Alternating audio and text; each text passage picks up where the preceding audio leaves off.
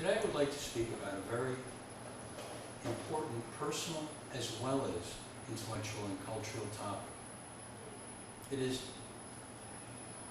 a very large subject of how one responds to a writer. Perhaps to someone whom you've never met. Perhaps someone not even alive today. Perhaps someone from an age before you were even born. Because tied to this question is, how is it that one becomes a writer nowadays? It used to be that there were centers of intellectual activity, hubs such as little magazines, intellectual quarterlies, or cafe society. By and large, however, this does not exist anymore. Everything has been swallowed up by the contemporary university and dispersed away from the kind of broad, general, intellectual activity that is the capacity to address a wide audience in plain, accessible language, instead toward specialization, usually of an academic or scholarly nature, within departments or fields at universities, within disciplines. Knowledge has been disciplined. It has been carved up and divided into fields, and subfields and sub-subfields, with niches, specialized publics.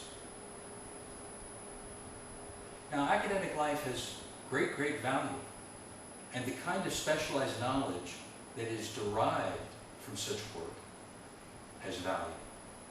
But clearly this is based on a scientific and social scientific model, not one derived from the tradition of the humanities, and not one addressing a broad public, but rather like-minded, specialized, trained observers who are capable of understanding extremely detailed, in-depth, sophisticated jargon in which specializations typically traffic. So how is it that one becomes a writer nowadays? My proposal is that one does so in a way that has itself withstood the test of time. It is by immersing yourself in the work of a writer whom you value. That is to say, you adopt an intellectual big brother or big sister. You yourself seek out the writer or writers through whom you can grow to become your own best intellectual self. Whether or not you become a professional writer is another matter. But you adopt an intellectual big brother or big sister as a way of growing intellectually in and through that person to become whomever you are meant to be. Werde wer du bist. Become who you are, declared Nietzsche in Ecce Homo. That is the task before you. And so when I return to my original question, to which I am obviously indebted to my own very important intellectual big brother, George Orwell? I answer that you develop a special relationship with that writer, or preferably writers. That is, you adopt a whole family of men and women, dead or alive, does not matter, in whose works you yourself also live. You respond to the ongoing living voice of that writer as you grow into your best self. But to learn these lessons entails first to unlearn quite a lot.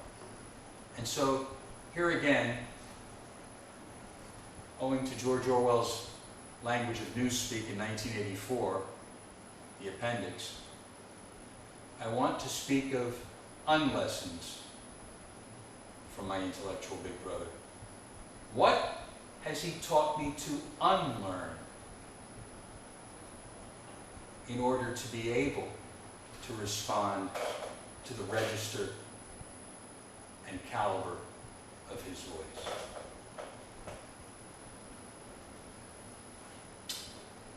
In 1945, Orwell wrote what is regarded as perhaps his greatest essay, the most widely anthologized one, the one that so many thousands, millions indeed, of students have been taught over the last 2 or 3 generations. Politics and the English Language. That landmark essay included 6 lessons that he had advocated for writing good English. Some of the lessons were actually unlessons in their own right. What to avoid: jargon, unnecessary reference to foreign languages with which your readers would not be familiar. And then the famous 6th lesson: break any one of these rules rather than say something that violates your clear and simple purpose. His great cardinal values in writing: clarity, simplicity, and euphony. Communicate clearly what you intend.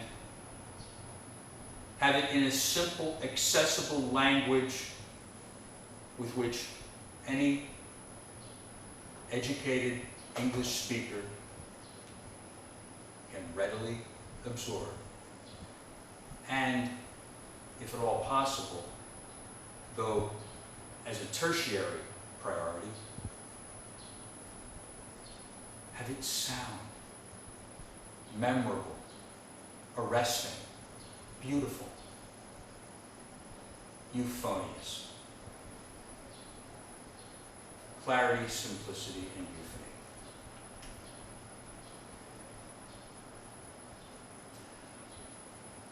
So my own talk this afternoon, I have adapted from that famous essay of George Orwell, and I've retitled it for our purposes, Unlessons from My Intellectual Big Brother, Homage to Orwell, or Politics and the Literary Intelligentsia. How one can become a literary intellectual by adhering to these 6 unlessons. These are my own personal unlessons, but I believe they have much wider value. First, unlearn groupthink. That is, Orwell demonstrated his independence of all cliques and coteries. He was famously eulogized by V.S. Pritchett upon his death in January 1950 as the wintry conscience of his generation. And that phrase, the conscience of his generation, has been quoted endlessly by his admirers during the last 6 decades since his death. A conscience is not only a critic, but also a critic from within. That is, a critic of his own side. A critic who holds his side, and therefore himself, to the highest standards. Not merely a critic of others, but a self-critic. A self-critic of himself and his own immediate reference group.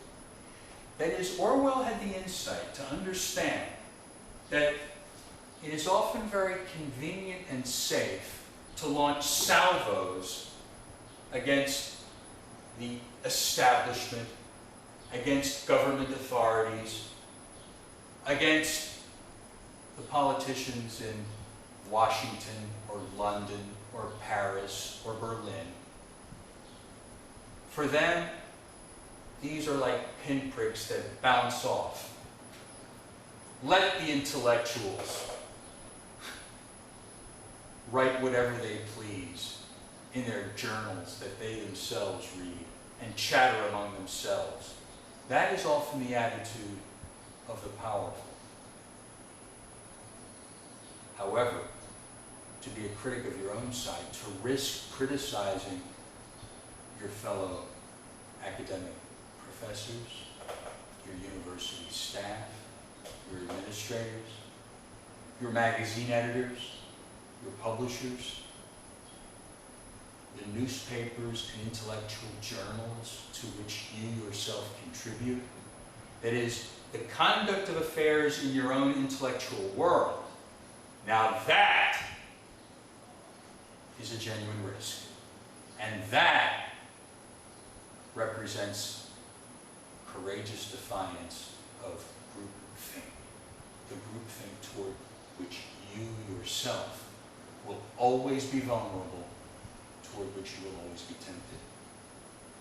To be truly an outsider, a rebel, an iconoclast, or the word that Orwell himself used at Eton, so popular among his generation, an antinomian,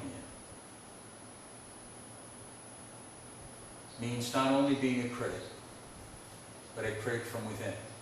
A conscience of your generation, a conscience of your political group.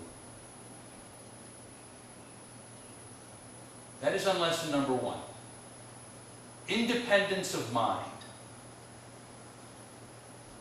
Truly an independent radical. Therefore, Orwell would have no truck with the Marxists of his day, who were beholden to Stalin and leader worship. In the 1930s, to be a leftist essentially meant to be a communist, meant to be a Stalinist, the only communist country on the globe at the time. The Union of Soviet Socialist Republics.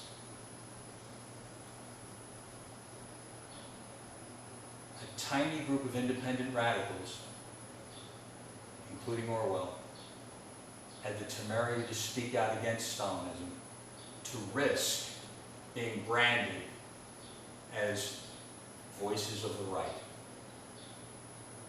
proto-fascists. Independence of mind. On lesson number 2, unlearned simplistic skepticism. This means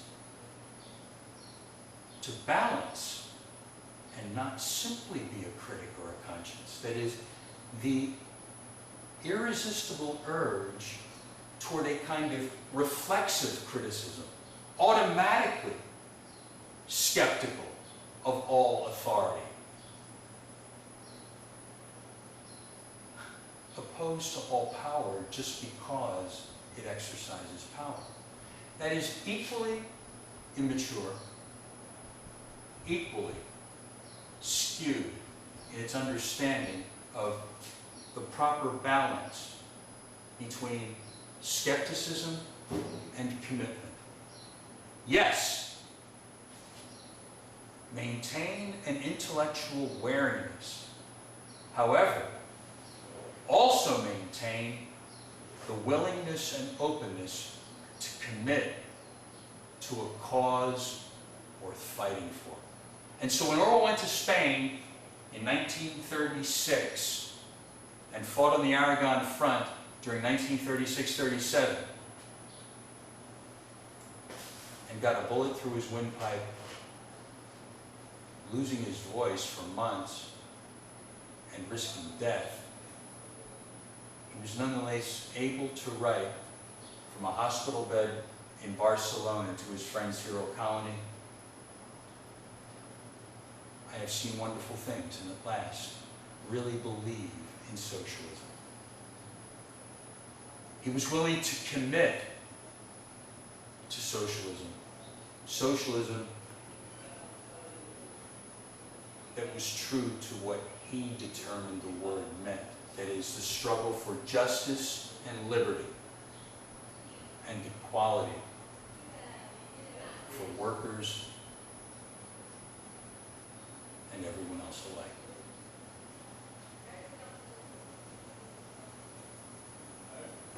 So be a critic, be skeptical on lesson 1, but be open to commitment, lesson 2. Unlearn simplistic skepticism. Intelligent, discerning skepticism is the lesson to internalize. Unlearn groupthink, the cult of your own reference group. Unlearn simplistic skepticism, the knee-jerk temptation to oppose all power and authority simply because it exercises them. Unlearn also the lure of profundity, the title of a short essay that Orwell wrote in the 1940s. The lure of profundity, that is, the way in which intellectuals, and today, of course, academics and scholars, will often communicate with one another so as to exclude the possibility of accessible prose that would be understood by the wider public. The lure of profundity is a form of newspeak that I refer to as elite speak.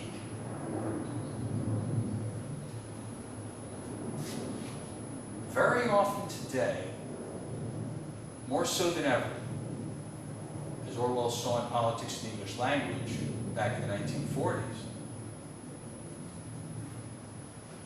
jargon, obfuscation, technical language is meant to mystify and to have a kind of priestly select group, its own cult, in which there are insiders and outsiders.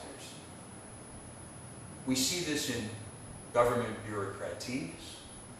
We often see this in the way that legalisms or medical jargon occur, so that professions are guilds that keep people out who do not have the proper credential, haven't passed through the necessary hoops. Orwell had no respect for credentials in and of themselves. What he respected was competence.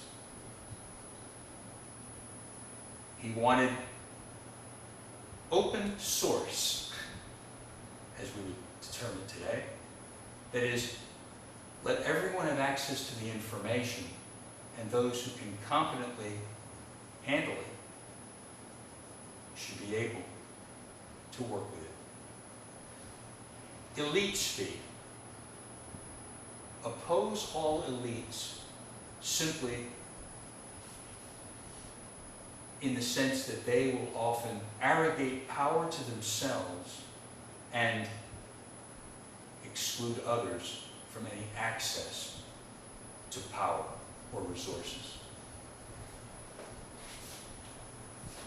Unlesson number 4, unlearn the ideology of isms.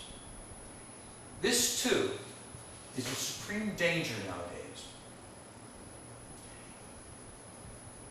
What Orwell saw was the inveterate tendency of the intelligentsia to identify a couple of positions into which thinkers would fall, and then to link them up with a host of other positions which they might not have, or a host of other people, so that everyone would be lined up as a fascist or a leftist, as a Nazi or a Stalinist. The idea of having a continuum with gradations in which people would have embraced different positions, often ad hoc, with independent thinking devoted to each position, has often been quite alien to the mind that is beholden to ideology. The ideologue insists on isms because, as Jakob Burckhardt, the famous Swiss historian, put it, it is the simple-mindedness that often masquerades as simplicity. Let's keep it simple is really simply code for let's keep it simple-minded. That is dumbed down, bereft of all nuance and subtlety, with all the edges removed, so that a label can be applied. Fascist, Nazi, Stalinist, whatever it may be. Be assured, however, that it will be charged. In the language of contemporary postmodern-isms, the postmodernism, this often means the class, race, gender mantra. Classism, racism, sexism. These are labels that are feared. Feared. Once they become attached to you, a host of other problems usually come with them. Certainly, contemporary politicians in the West have discovered that the new ism to fear is the L word, liberalism.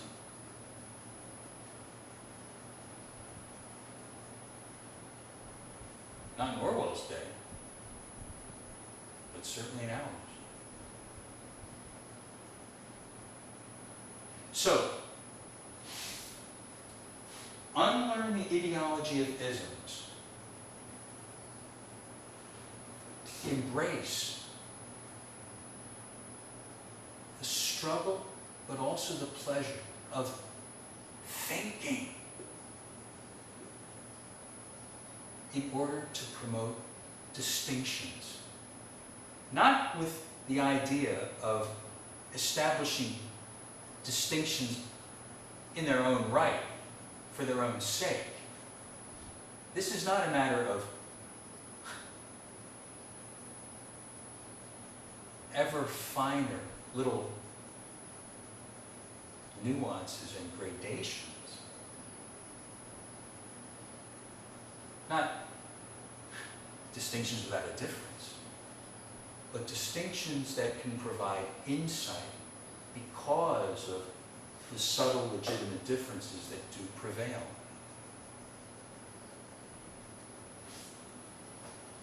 Fifth unlesson, unlearn that the political is personal, to use that outworn slogan of the 60s, but also that the personal is automatically political. The political is indeed often personal, but it is far more than personal. The political also has much larger concerns. By the same token, the personal is, to some extent, political. But the personal is also not just about politics, but about aesthetics, about ethics, about erotics. The personal is all of these things, and more. So, the idea here is to retain a certain objectivity and clarity about what is political and what is personal.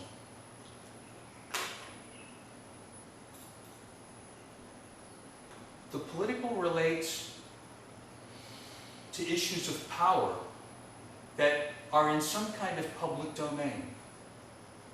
By the same token, the personal relates to some sense of private space or family space that is one's own and not part of the public right of access.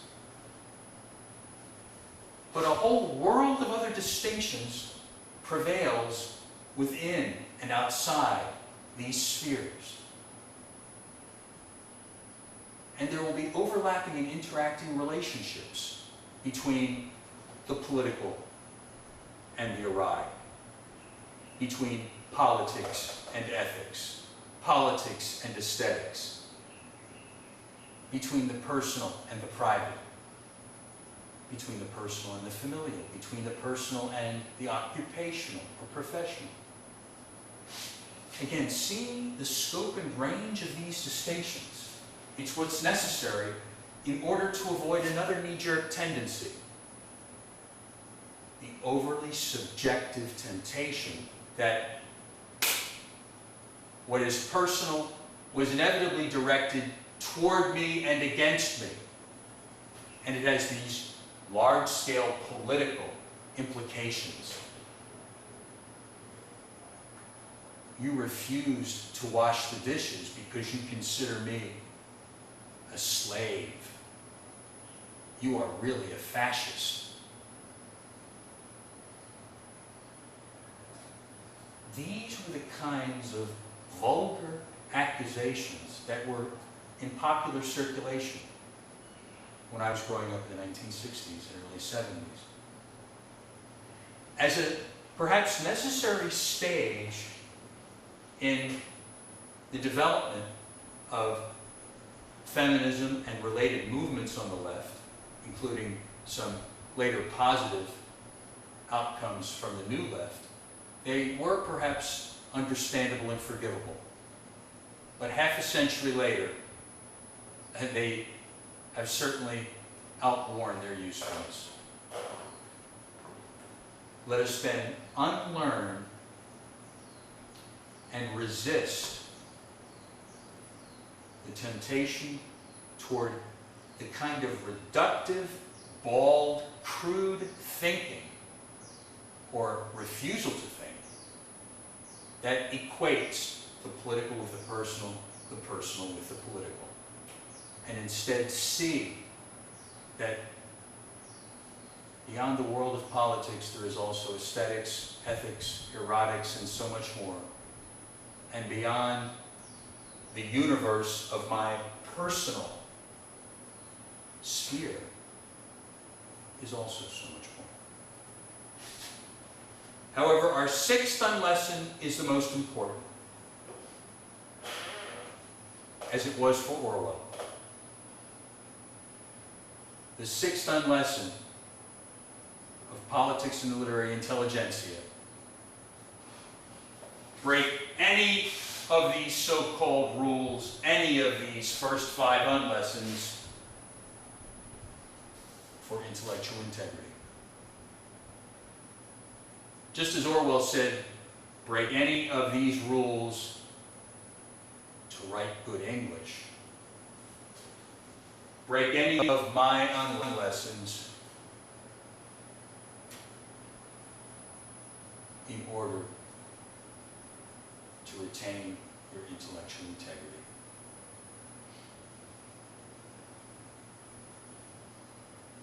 The wholeness, the truthfulness, the depth of authenticity that is necessary for leading a genuine intellectual life.